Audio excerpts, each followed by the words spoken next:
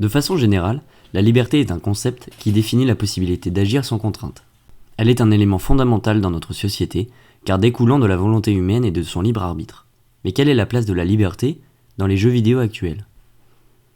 Le jeu est par définition réglé, c'est-à-dire qu'il est soumis à des lois qui lui sont propres et toutes puissantes. Roger Caillois, écrivain et sociologue, tente une définition du jeu dans son essai « Les jeux et les hommes ». Elle est découpée en 6 points. Le jeu est facultatif, séparé dans le temps et l'espace, aux issues incertaines, ne produisant aucun bien matériel, fictif et surtout, soumis à des règles. On comprend sans mal qu'un jeu sans règles ne tournerait pas rond. Il y régnerait le chaos car les possibilités seraient trop larges et donc brouillonnes. Mais alors est-ce un manque de liberté que de jouer à un jeu réglé ? Suis-je libre d'interagir, d'avoir une volonté de choix, ou de découvrir le monde dans lequel je suis plongé ? Par exemple, si je veux à tout moment, avec mon avatar, faire le poirier ou me gratter le nez, et que le jeu ne l'a pas prévu, je vais trouver cela injuste et frustrant. Pourtant dans le jeu, la liberté est relative aux règles, comme une permission d'action que nous laisse accomplir le jeu. Ma liberté dans le jeu se définit donc par les actions que je peux accomplir dans ce dernier. Serais-je à jamais déçu que d'essayer d'atteindre cet Éden, la liberté absolue, pouvoir faire ce que je veux, quand je le veux ? Ou serait-ce à jamais que poudre aux yeux du programme, calculant mes moindres faits et gestes, cloisonnés dans un prisme de 1 et de 0 ? C'est oublier ce qui fait qu'un jeu nous plaît.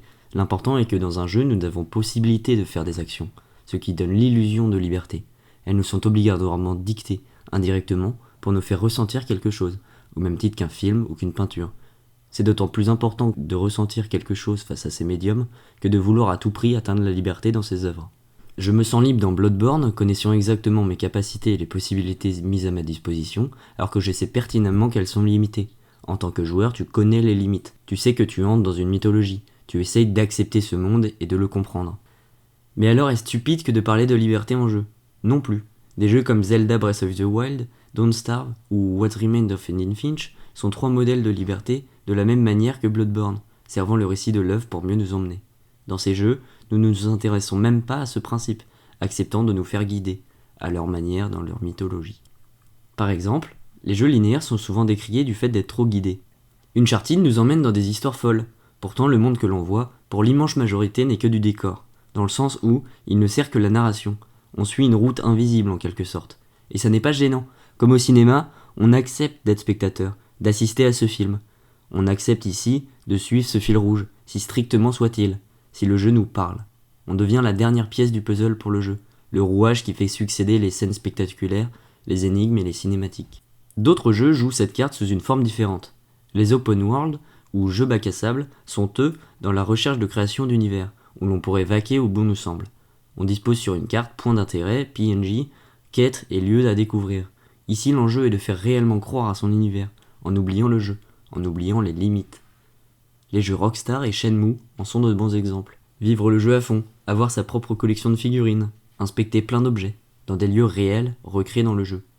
Pour Yu Suzuki, créateur de Shenmue, les jeux, si on sacrifie un peu de la qualité graphique, durent 100 heures. On peut se permettre de raconter son histoire petit à petit, d'une manière différente de ce que permettent les films. Ici, Yu Suzuki appuie sur le fait que le joueur est propre maître de son destin dans les jeux. Je peux m'arrêter dans Journey et juste contempler le désert et le ciel, ou dans Zelda, escalader la moindre montagne, alors que ma liste de quêtes est pleine. Mais la barrière invisible est toujours là. Aucun jeu ne peut être infini, par contrainte de temps pour les développeurs, de puissance et surtout de moyens financiers. Mais Yu Suzuki soulève un autre point essentiel.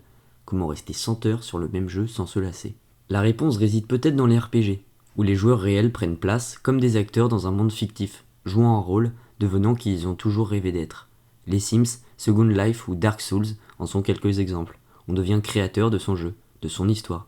La multitude d'actions couplées au caractère théâtral pousse à la création et permet d'y rester un temps illimité. Dans Dark Souls, combien de fois me suis-je retrouvé face à un ennemi, me faisant comprendre avec de simples emotes de nous battre qu'au point, dans telle arène, avec telle arme, ou simplement de ne pas se battre et de s'asseoir face à face, méditant virtuellement, chacun à un bout de la planète. Ce sont des signes d'une liberté plus mentale que technique, dans le sens où, comme dans les jeux de rôle papier, l'aventure est difficilement explicable, car unique et éphémère. La liberté sera toujours réglée dans nos sociétés. Comme le dit le proverbe, la liberté des uns s'arrête là où commence celle des autres. Dans le jeu vidéo, la liberté sert bêtement d'argument marketing, comme si le fait d'être libre était la meilleure expérience ludique. Je ne veux pas pointer tel ou tel style de jeu, et en faire une classification du moins au plus libre, car cela n'aurait aucun sens. Ce qui importe, c'est la multitude de styles de jeu et d'univers plus intéressants les uns que les autres. Finalement, la liberté, au même titre que le gameplay, devient un outil pour nous raconter une histoire et nous transmettre une expérience unique. Les jeux nous poussent à nous les approprier, par leur caractère ludique et interactif.